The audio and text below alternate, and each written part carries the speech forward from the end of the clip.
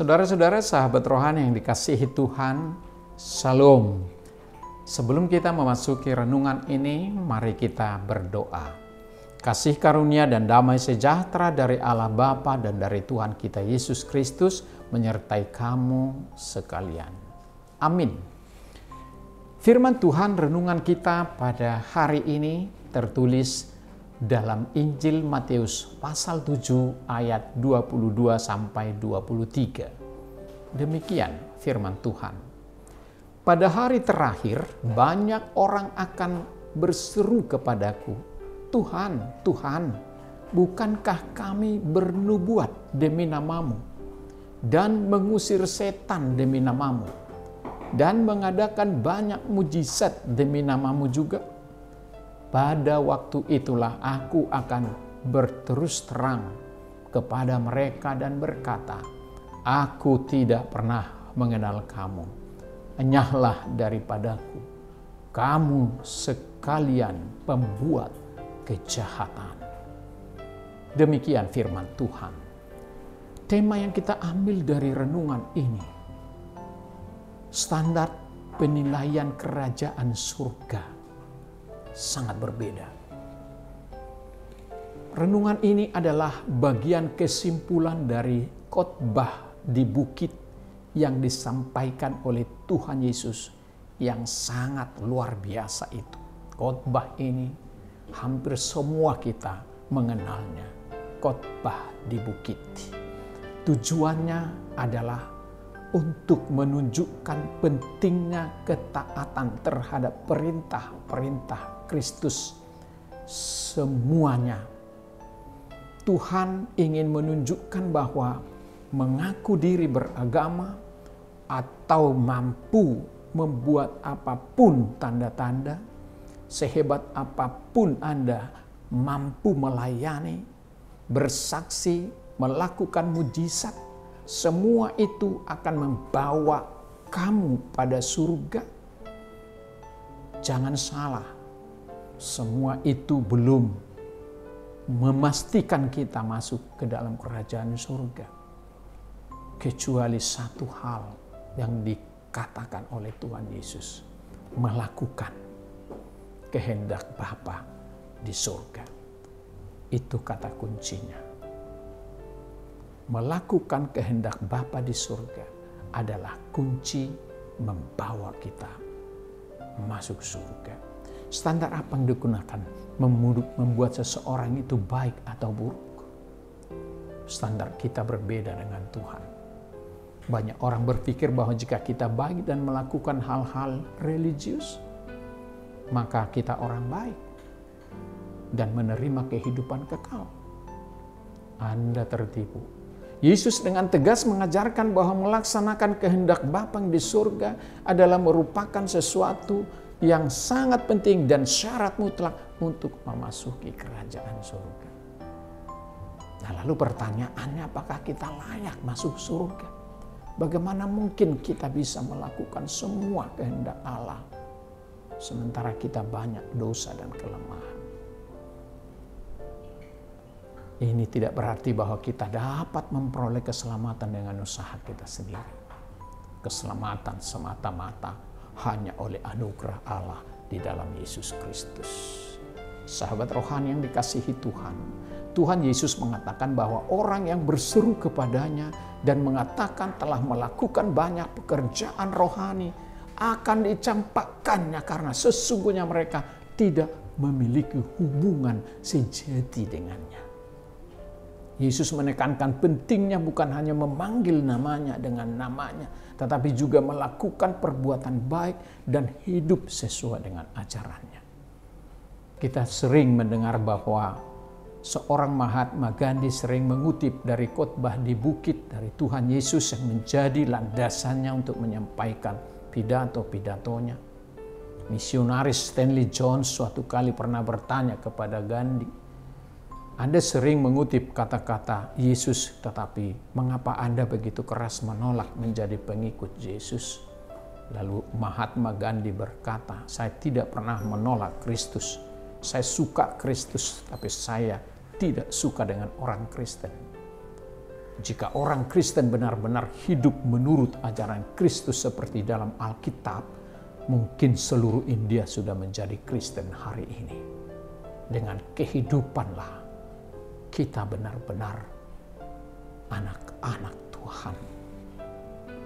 Tuhan Yesus berkata, maka kamu akan kusebut saudaraku jika kamu melakukan kehendak Bapa di surga. Saat Gandhi bekerja sebagai pengacara yang menjalani sistem apartheid, yaitu sistem pemisahan rasial dan penindasan yang terjadi di Afrika Selatan. Sebagai seorang anak muda, Gandhi sangat tertarik dengan kekristenan. Ia belajar Alkitab, belajar ajaran Kristus, serius mempertimbangkan menjadi seorang Kristen dan menjadi sebuah gereja, dan mencari sebuah gereja untuk dikunjungi.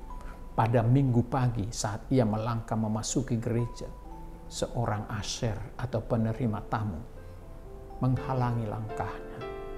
Mau kemana kamu? Orang kafir, katanya. Gandhi menjawab, saya ingin mengikuti ibadah. Penatua gereja itu membentaknya dengan berkata, tidak ada ruang untuk orang kafir di gereja ini.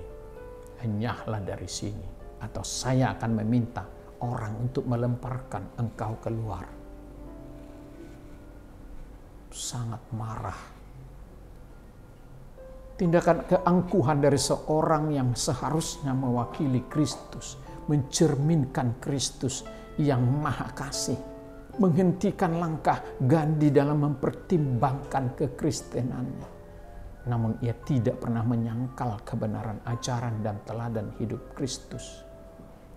Itulah yang membuatnya mengangkat hal-hal baik yang ditemukan dalam kehidupan Yesus dan menerapkannya sebagai falsafah kehidupan. Namun tidak menyukai orang Kristen. Sahabat rohani yang baik hati, pesan renungan bagi kita. Ketika kita menempatkan diri di atas dan terpisah dari orang lain, kita akan mudah terbakar secara rohani dan sedikit percikan saja dapat menyulut api kehancuran. Kebanggaan pada diri sendiri berbahaya karena iblis dapat membuat perasaan tersebut seolah-olah baik dan membuat kita merasa tidak membutuhkan Allah lagi. Seorang murid Yesus yang namanya Judas Iskariot bisa mengkhianati Yesus dengan uang. Itu sebabnya kebanggaan dapat menghambat banyak orang masuk surga. Bahkan Tuhan berkata, aku tidak pernah mengenal kamu. Begitu banyak mujizat yang kami lakukan, begitu banyak kami mengusir roh jahat, begitu banyak kami menyembuhkan orang, berbuat, membantu, menolong, menyumbang gereja, membuat persembahan, dan lain sebagainya, menjamu hamba-hamba Tuhan. Bagi Tuhan, bisa saja itu dimotivasi oleh hal-hal yang lain. Sehingga ketika saatnya tiba di surga, maka Tuhan akan berkata, enyahlah kamu iblis, aku tidak mengenal kamu. Bisa-bisanya orang yang mengatasnamakan Tuhan berbuat sesuatu, tetapi dengan motivasi lain. Tuhan Yesus mengajarkan kepada kita sebuah kesadaran baru.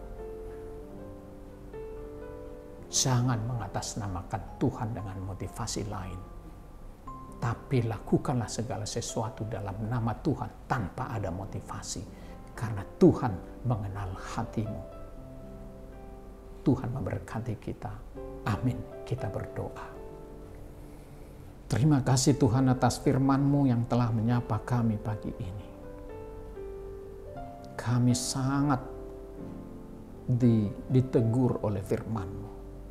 Karena terlalu banyak manusia saat ini yang merasa sudah benar, merasa sudah tepat sebagai pengikut Kristus, merasa sudah hidup suci, sudah berbuat baik, sudah banyak melakukan mujizat-mujizat, membuat orang terperangah. Tapi bisa-bisanya mereka bermotif yang lain, sehingga ketika tiba saatnya Tuhan berhadapan dengan mereka, Tuhan akan berkata, "Enyahlah kau, karena saya tidak pernah mengenalmu." Bukan setiap orang yang menyebut Tuhan, Tuhan masuk dalam kerajaan surga. Tapi setiap orang yang melakukan kehendak Bapa yang di surga.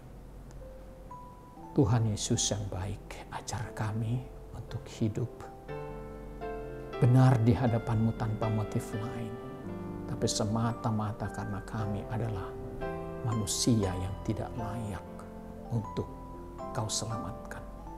Tapi dengan cinta kasih anugerah-Mu sematalah kami layak Kau selamatkan.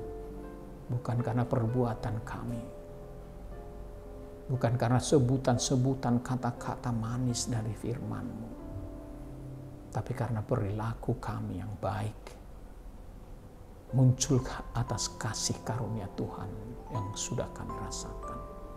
Biarlah kami menjadi pelaku-pelaku firman-Mu karena kami sadar bahwa Tuhan adalah sangat baik kepada kami.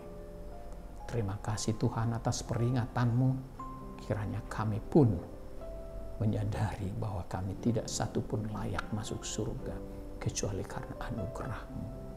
Apapun yang kami perbuat, semua kami harus perbuat seperti kepada Tuhan dan bukan untuk manusia. Terima kasih Tuhan, terima kasih, bimbinglah kami untuk senantiasa hidup sesuai dengan kehendak-Mu.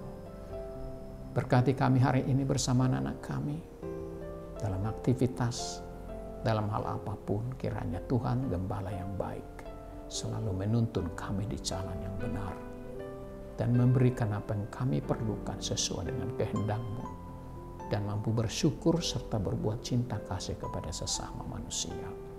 Kiranya berkat-Mu mengalir buat kami dan saudara kami, anak-anak kami semua. Dalam nama Tuhan Yesus Kristus kami berdoa dan mengucap syukur.